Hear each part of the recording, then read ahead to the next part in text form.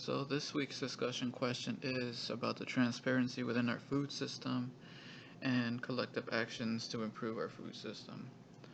Um, I think it comes down to communities, how the communities are involved with their food system. As we saw, there are a few food deserts in um, by Tempe. That map showed a lot of areas that are about more than 1 mile, homes that are more than 1 mile away from the grocery stores. And I know personally here in Chicago, there are a lot of food deserts, especially on the south side.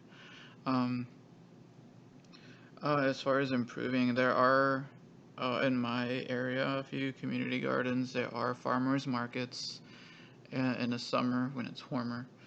Um, and they do come out to neighborhoods and sell their goods. A lot of the times, there are farmers that are from Wisconsin or nearby suburbs or communities around the Chicago area. Um, I don't necessarily participate in those very much. I have felt that there is an expense that comes with sometimes with some of the markets. And that's because many people have to make ends meet, and there's more labor involved with what they do. So it depends on who's selling it.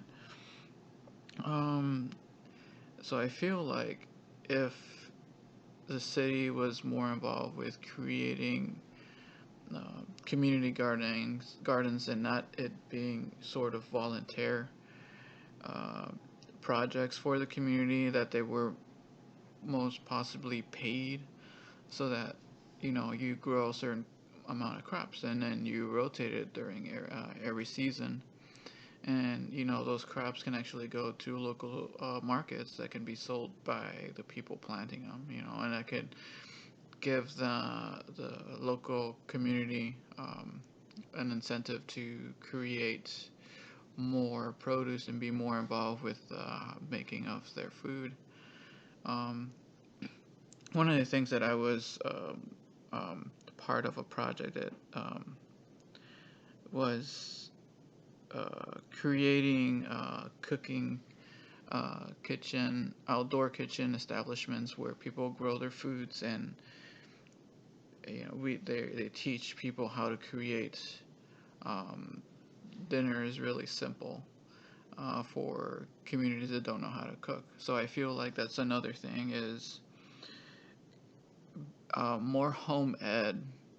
I feel that um, there have been many examples where people who know how to make their own food have better life choices and better ways of communicating the type of foods they want to eat and how they want to eat them and how they want to prepare them, and be able to set up prepare food meal plan for the week.